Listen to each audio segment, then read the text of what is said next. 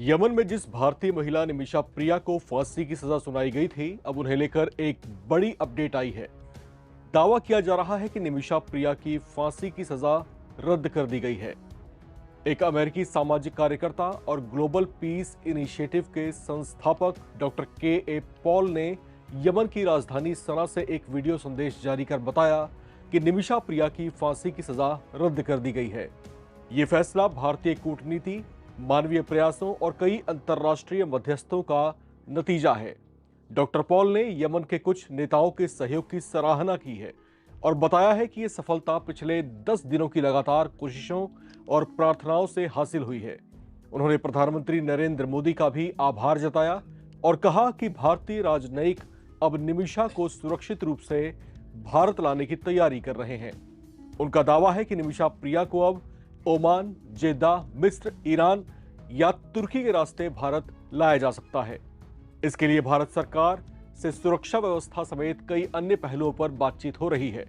निमिषा प्रिया मूल रूप से केरल के पलक्कड़ जिले की रहने वाली हैं।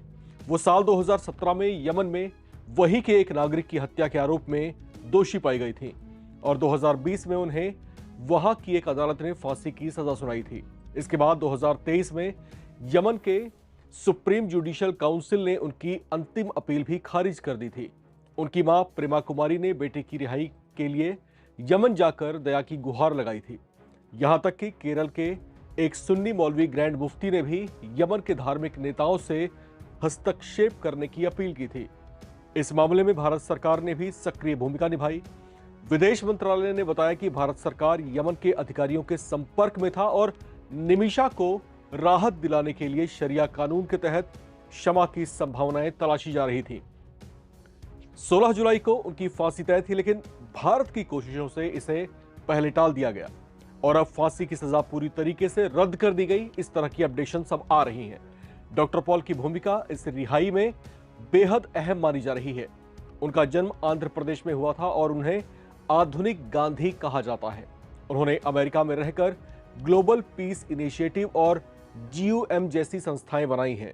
वो अब तक 155 देशों में करीब 2200 से ज्यादा शांति रैलियां आयोजित कर चुके हैं और लाइबेरिया, इराक, भारत, पाकिस्तान जैसे संवेदनशील क्षेत्रों में शांति दूत के रूप में अपनी भूमिकाएं निभा चुके हैं। बताया जाता है कि उन्होंने करीब 3,10,000 अनाथ बच्चों की सहायता भी की है और कई बार नोबेल शांति पुरस्कार के लिए वो नामित हो चुके हैं।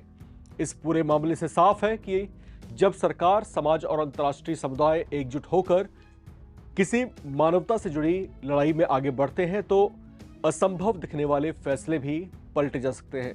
निमिषा प्रिया की रिहाई न केवल एक महिला की जिंदगी बचाने की कहानी है, बल्कि ये भारत की कूटनीतिक क्षमता और मानवीय मूल्यों की जीत भी है। निमिषा की संभावित रिहाई भारत के लिए एक बड़ी कूटनीतिक जीत जैसी है। ऐसा इसलिए क्योंकि यमन एक गृह युद्ध में फंसा हुआ देश है।